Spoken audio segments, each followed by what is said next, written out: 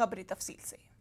Uttar Pradesh ATS ने दिल्ली के शाहीन बाग में सर्च ऑपरेशन किया। एटीएस को इस तलाशी मुहिम को हाल ही में गिरफ्तार किए गए मौलाना कलीम सिद्दीकी से जुड़ा मामला बताया जा रहा है। यह सर्च ऑपरेशन तकरीबन 2 घंटे तक चला। कुछ सामान अपने साथ लेकर टीम रवाना हो गई।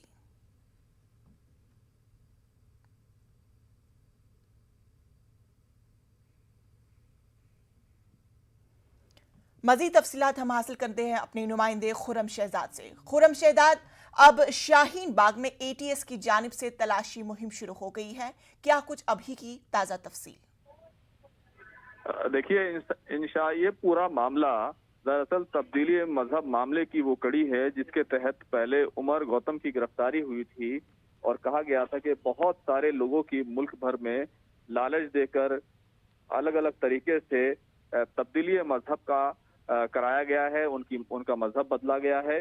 तो इस मामले को लेकर के मौलाना कलीम सिद्दीकी को पिछले दिनों मेरठ के कुर्बो जवाब से पहले डिटेन किया गया, उठाया गया और बाद में उनको गिरफ्तार कर लिया गया था। इस मामले में सीधे तौर पर प्रेस कॉन्फ्रेंस की गई थी और यह बताया गया था कि तकरीबन 3 करोड़ रुपए की फंडिंग का मामला है। आज इसी सिलसिले की कड़ी में कलीम सिद्दीकी का शाहीन बाग में वहां पर उनका मदरसा है, उनका दफ्तर है, तो वहां पर एटीएस के लोग सुबह 9 बजे के आसपास वहां पर पहुंचे थे और तकरीबन 2 घंटे तक वहां पर जामा तलाशी होती रही।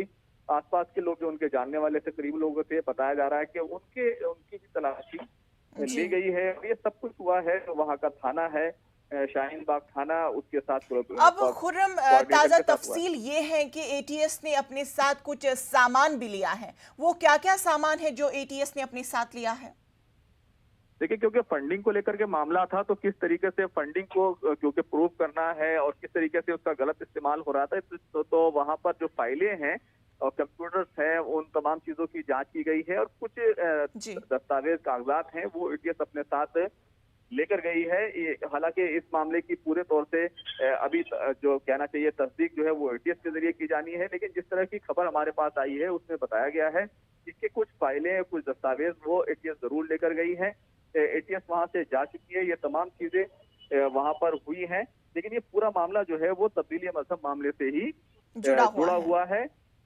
इंशा जी, अभी क्या कुछ माहौल अभी बना हुआ है? क्योंकि अभी तलाशी मुहिम क्या खत्म हो चुकी है या उम्मीद और भी की जा सकती है कि अब आने वाले वक्त में इस तरह का ऑपरेशन जो है वो अंजाम दिया जाएगा?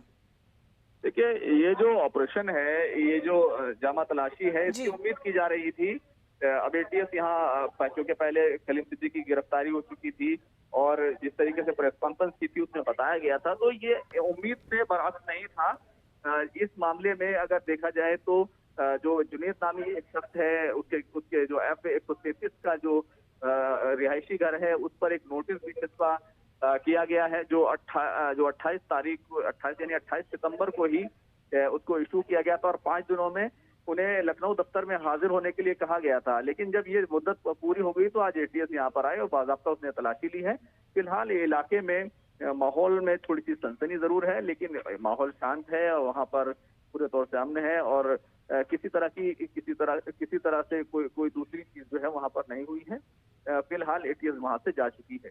जी खुर्रम, हमसे बात करने के लिए बेहद शुक्रिया। सीतापुर में प्रियंका गांधी की